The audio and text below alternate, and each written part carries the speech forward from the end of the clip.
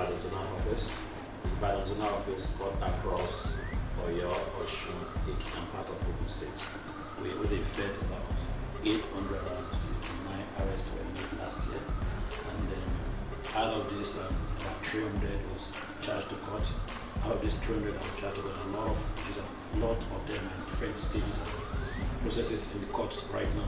We're able to secure about 182 convictions for 2019 custodian sentence. In our activities as at last year, we visited, based on my boss' instruction, we visited a lot of traditional rulers across the zone. We engaged a lot of critical stakeholders. And one thing that was resonating among all this was about how can we turn this youth to become better people in society. So we are focusing more on how we can rehabilitate them, how we can turn them, hyping our enlightenment purposes, activities to a greater extent, so that we can increase more on enlightenment, because we're not just here to just arrest, convict. No, those are not our primary goal, because they are still Nigerians. They can become better persons, they can become better leaders, our leaders. So we are looking at this year, looking at enlightenment purposes. We have been to the Federal Polytechnic last 2 weeks. So we'll be engaging, we're going to where they have any mass of youths gathered together. We want to go in there and see how we can talk to them about the effect of some of these activities and how they can turn their energy to positive use. Those are the things that we are looking out for. If we can engage that, I know that the number of arrests will drop, the number of convictions will drop, then we'll have a better society. On February 14th, the Commission is organizing a 10 million march against corruption. It's an initiative of my boss, Mr. Ibrahim. If we can bring in the bulk of the youths who are 49 to 50% of our growing population, then, and if they can buy into it, they can key into it, then we can all go sleep, because those are the next set of leaders that are coming.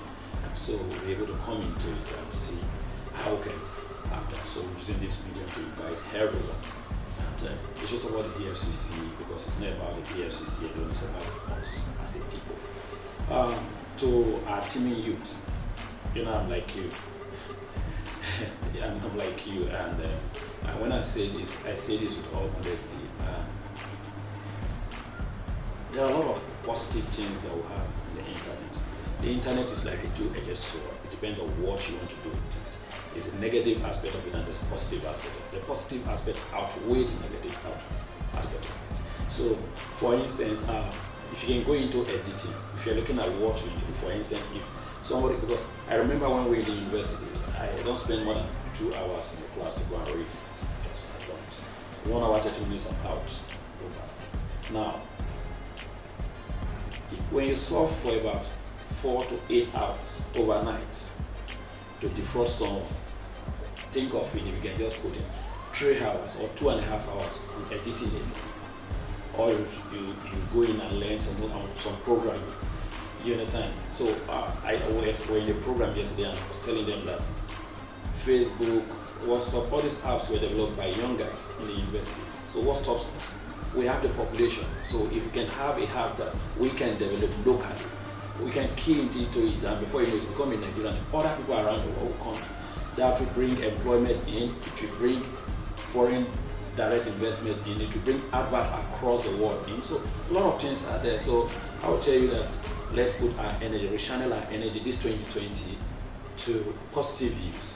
And don't break the chain of any transaction. If you are a picker, we'll always get you, because some of these guys that we arrest, you just find out that they are just pickers. Somebody just paying money into their account. They will withdraw the money, maybe they'll take 10 or 20% out of it, they give the bulk to him. And the bulk, because they've given the bulk to him, it's not on the picture yet. So when we get you and you say you are trying to shield him, because he will say, don't worry, I'm going to get loyalties after you. After some time they will leave. We will not, because every criminal leaves on trace, and we're going to see how we can still follow it up. So if somebody wants to use the account to say, okay, fine, I want to get some money across, be careful. Once the money lands into your account, whatever he has you to take, transfer back to his own account. Let the paper trail be there. let the paper trail be there. And someone can just tell you that, can you open some account and send this, go to the park and send this Asian time. People do this kind of thing. Don't do that to anybody.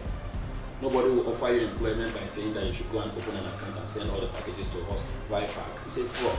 If somebody call you, unsolicited call you to tell you that, oh, I'm from so and so bank, this and this is missing, can you have your ATM card, can you give us this? It's a fraud. It's not supposed to. Even if you want to divulge those information, go to the bank and find out. Go to the bank and find out. You don't need to fall victim of those kind of a thing. You should be smart. We are smart people. So I like to see you on a positive note.